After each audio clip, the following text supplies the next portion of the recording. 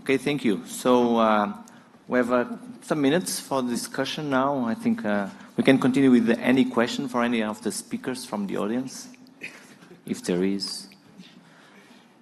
Okay, so I would make a question to Sarah about the management of non-white patients. At least the data from psoriasis trials in specific non-white population, like visible with guselkumab or even subanalysis in other clinical trials, does not seem to exist a difference in terms of efficacy in white and non-white. Do you think that is because there's not enough differences in terms of pathogenesis between the two ethnicities? And what do you think in atopic dermatitis? Because probably there are more differences, immune differences between these two populations. Yeah, I agree. In AD, the immune system seems more diverse within people of colour. I must say, I'm not an expert in treating psoriasis. My specialist interest is in eczema genetics.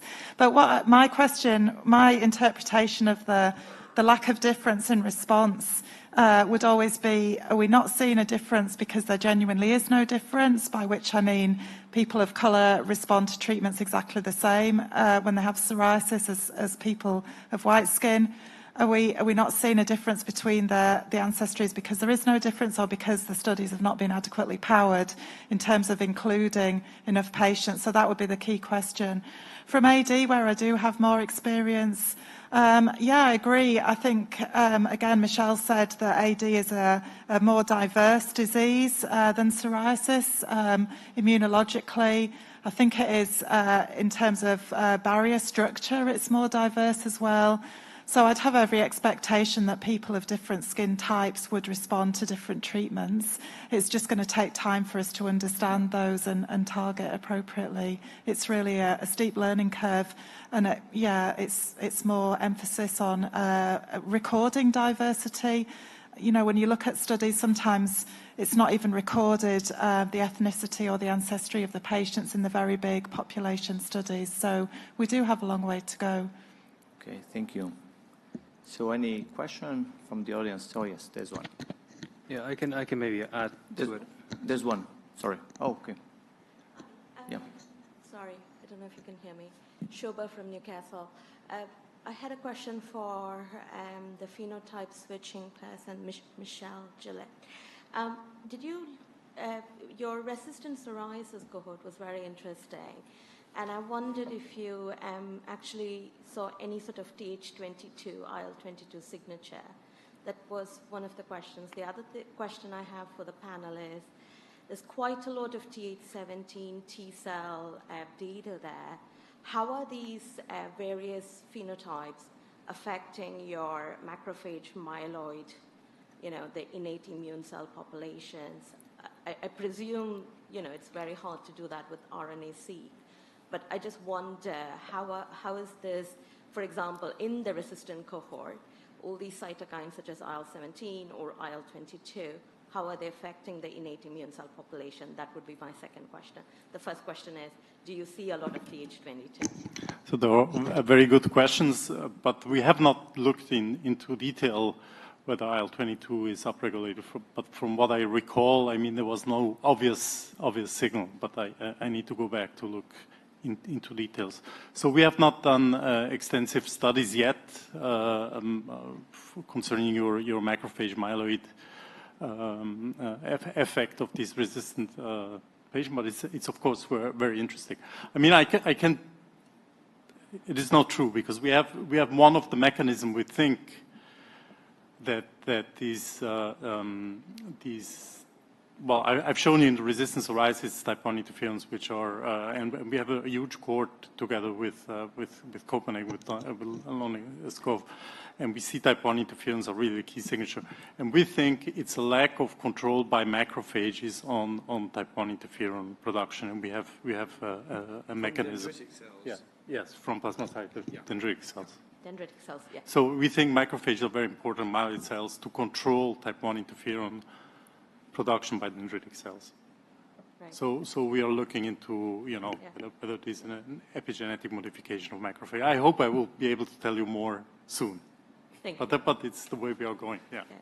And with the Th22, there's just no signature with protein at all. Yeah, we have not looked into detail. I cannot say that this is, but maybe I should look at the data. Thank you. Thank you. Okay, sorry, Johan, I just interrupted you. You were going to, I think, comment on the previous one. Sorry.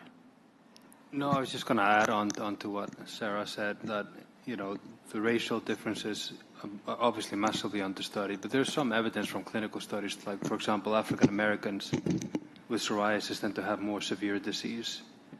And there definitely is a link to the genetics through that. We see increased or high frequency or carriage of like specific risk genes involving NF-kappa B and IL-17 response signals. So I think, you know, with appropriate studies, obviously they need to be of certain size. I think we're going to be able to address a lot of this. And then the other thing that we haven't heard yet is actually that I think is also important is the sex differences in these diseases. And it's not that they're pretty close to being equally common in men and women, and I think atopic dermatitis might be a little bit more skewed towards higher incidence in women. Well, AD is really interesting in the early stages of like childhood, early childhood, it's more common in males and females, but then later on it's more females than males. Yeah, and I think that's an aspect of the disease that is still very understudied. In psoriasis, we have equal frequency of the disease in men and women, but women are much more likely to fail biologic treatments, that they fail them more quickly than men. And men tend to have, you know, so much more severe disease at baseline. So I think there are these tweaks in the pathogenesis and the mechanisms that we just don't understand and we haven't really addressed yet. So I think there's a lot to be done, and it goes beyond race and ethnicity also. Okay, thank you. Nick? Yeah. So my question follows nicely on, I think, from that, in that we also know that environmental factors, including body status, BMI, massively influences response, I think, for both diseases. And it's been underappreciated probably for AD, but it's certainly a factor. So I wondered, in this complex immunological milieu, how, you know, people have hypothesized for years, haven't they, about how BMI may influence it, but there isn't that much data as far as I'm aware. But useful to have a debate about environmental influences on clinical presentation, response, and molecular classification.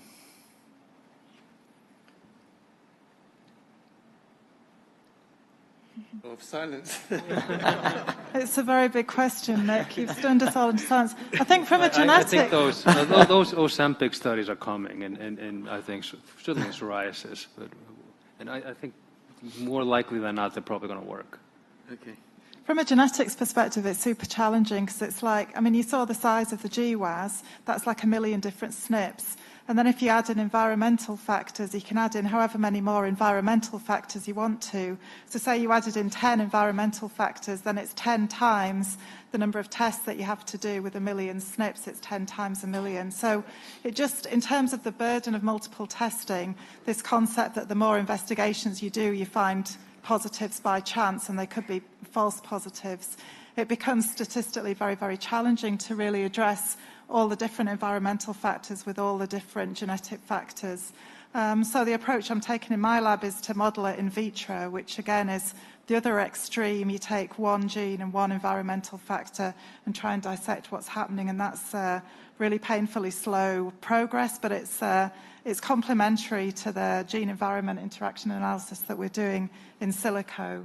Because it is really important, again, in clinic, patients say, you know, if they've had one child with an inflammatory skin disease, it is a fear that they'll have another child with an inflammatory skin disease, and they ask you, what can I do to look after my next baby? And it's, you know, should I get rid of the cat? Should I buy a dog? These are really important questions in the real world. You know, whether or not you get fat or whether you manage to lose weight is another very important question. And I think from Mendelian randomization, so again, a genetic approach to look for causality, there is evidence that increased body mass index has a causal effect on psoriasis and, to a lesser extent, atopic dermatitis. So we don't know what the mechanism is, but we do know it appears to be causally related, not just epidemiologically associated. So even more reason not to be overweight or obese. Okay, thank you.